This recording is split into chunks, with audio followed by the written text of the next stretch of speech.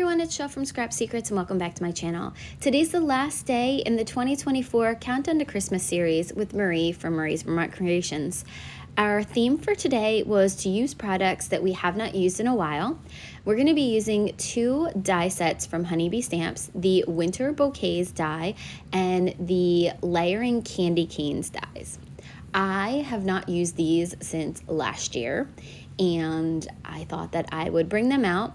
Originally, I thought that I was going to be able to put this all into one card, but as you noticed from the beginning, I did not. I put it into two cards.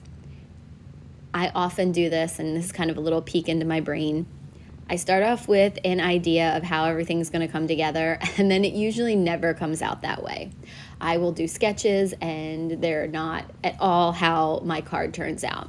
But sometimes it's for the better, sometimes it's not as good as it was in my head, but it's all okay. So now we're going to be cutting out the layers for the candy cane. And if you noticed from the candy cane in the very beginning, it is not the same one that I'm putting together here. I did cut out 3 layers and I didn't like the way that they looked together. I actually like the way they look better on camera than I did in person, so maybe I'm just getting more used to it, but I did not assemble it. I actually cut out 3 other layers of cardstock, and you'll see that in a minute when I would go to assemble the candy cane right here. So I cut out a solid red base and then a white glitter layer with a green glitter layer. I'm going to use some of my Honeybee, oh my goodness, my Barely Arts glue to glue these pieces together.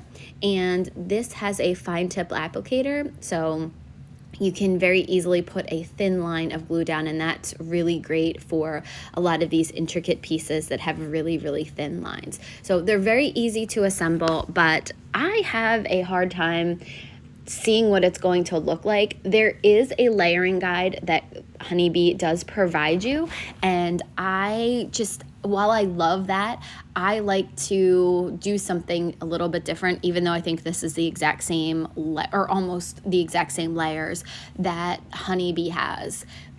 I like to try to experiment with things, and it doesn't always work out, and that's totally fine. I knew there was a chance that the candy cane that I did first wouldn't come out the way that I liked it, and I would have to cut out a couple layers. I did try a couple of different combinations with the 6 layers that I cut out, and that was the one that I liked the best. So now I'm going to be working on the 4 layers of the poinsettias. So each one is going to have 2 layers. There are 2 dark and 2 light, and I'm taking a Copic marker and going over all of the embossing. So just adding lines where the embossing is. Sometimes I miss, which is fine because in nature, this one is very symmetrical, but in nature, things are not symmetrical. So I'm adding all the lines, and while you're watching me do that, I thought I would talk to you about the series. I cannot believe that this is the last day. I'm so sad that this is ending. Marie, I just want to say a huge thank you for doing the series again and for being flexible when I messed things up, like doing the wrong project for the wrong day. I was a little bit of a mess this year because of everything that's going on with school work and my health. So Marie, thank you so much. You were amazing with the series, and I'm sorry that I couldn't follow a schedule that we did, but it didn't happen that often, guys. It was just 1 or 2 times. But anyway, thank you, Marie. Thank you guys all for watching the series. I am appreciative of everybody who has left positive and constructive criticism, comments. Those were amazing. I'd love to hear what you guys think. I ask questions, and I truly want to hear what you guys think so that it can make me better. I do hope to do, Marie and I think, are going to go back to our once a month series. I think that I might also, hopefully, try to start something like Lauren Taylor Made does. I believe she does a Christmas video on the 25th of every month. And I think that I want to start to do that because I need to start building up my Christmas cards. I'm ashamed to tell you that as the one who's done this series, I have not sent out any Christmas cards this year. I really have not made any Christmas cards other than for this series, and a lot of them went to my friend Alicia for the Alzheimer's patients. So I want to start building up a stash for that. I want to start building up my Christmas cards because I like to send out different ones. I don't like to mass produce the exact same ones for everybody.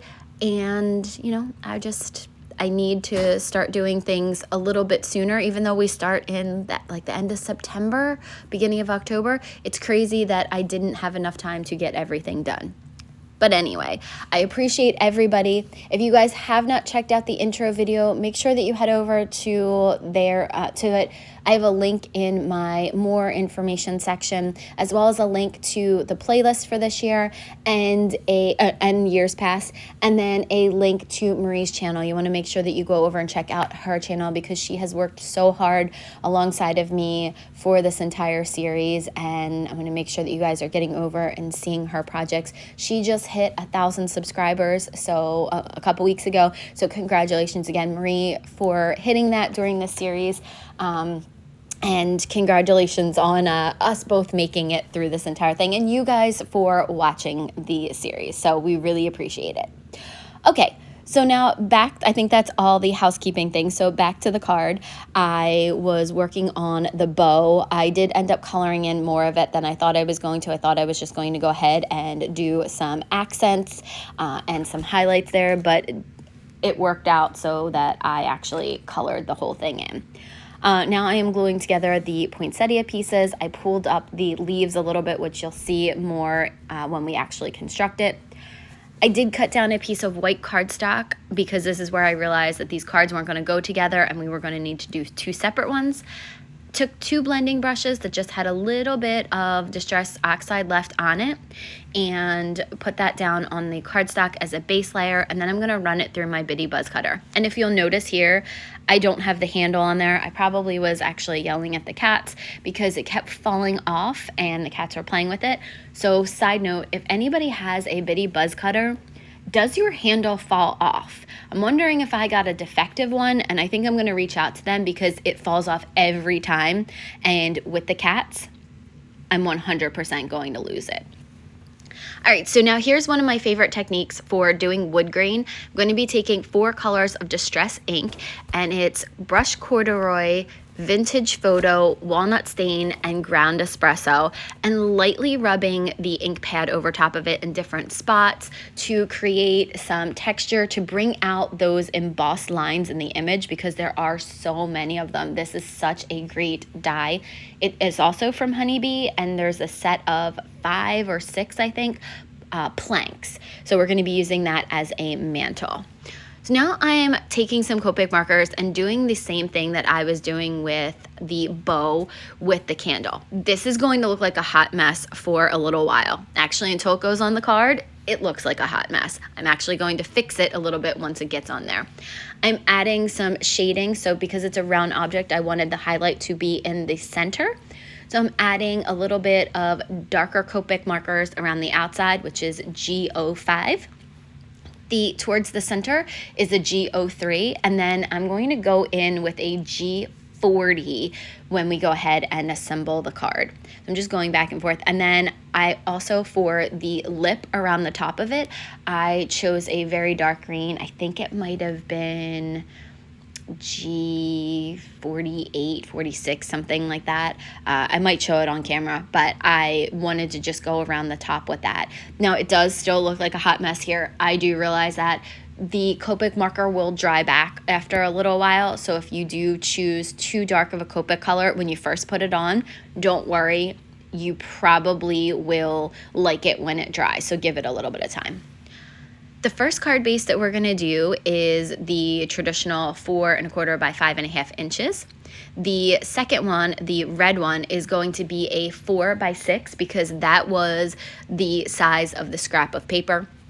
So it was an 8 by 6, scored it at 4 inches. We're going to be using that same Bearly Arts glue to attach the pattern paper to the card fronts. And this one, again, this was a scrap that I had lying around. I was actually thinking about cutting one of the candy cane layers out from this, but I liked it so much against the candy cane because it was those 3 colors in there. I thought that it looked good, and I just wanted to use that as a background. It was a scrap from probably maybe a 4x6 paper pad.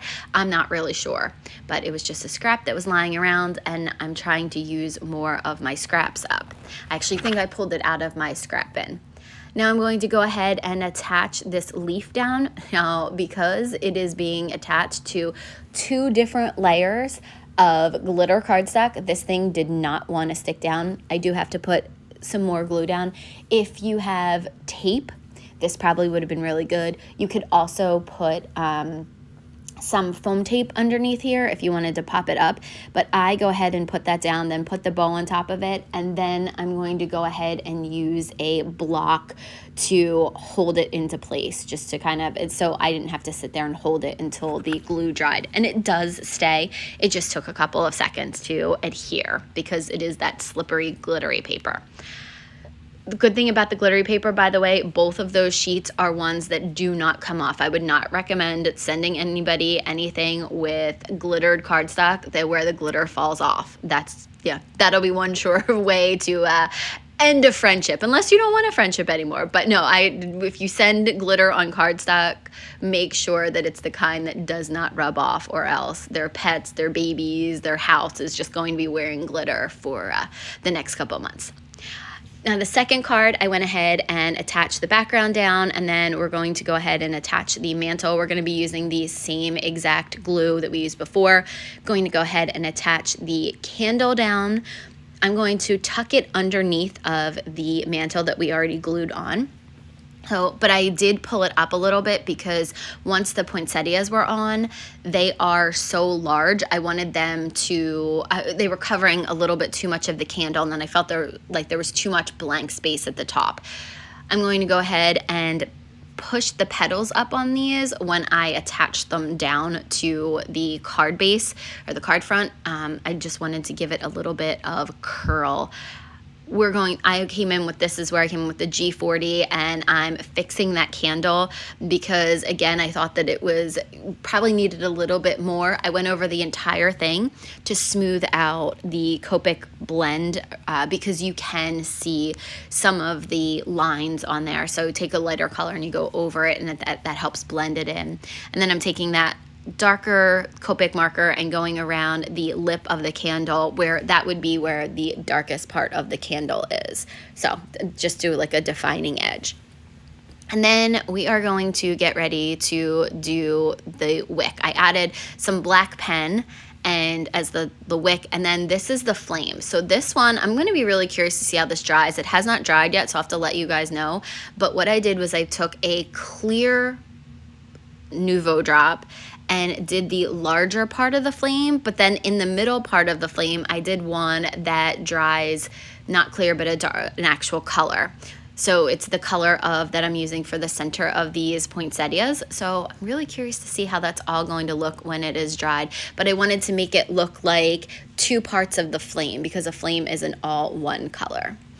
So I add the dots in there, I go back in and fix the flame up, and those are your cards for today. So I want to thank you guys so much for watching the series, commenting, liking, subscribing to all of our videos. We really, really appreciate it. And if you have any comments or questions about the series, leave them below. And we will see you guys again when we come back in January, picking up on our once a month series. Have a great holiday, and I'll see you soon. Bye.